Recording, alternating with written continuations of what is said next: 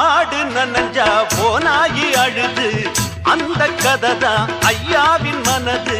எந்த மனம் நல்ல மனம் பின்னாலே தெரியும், கண்டு எது பாலு எது தன்னாலே புரியும். ஊரார ஏமாத்த புலி உத்தேசம் பண்ணிடுச்சான், சந்தேகம் வாராம பசு போலால மூடிக்குச்சான்.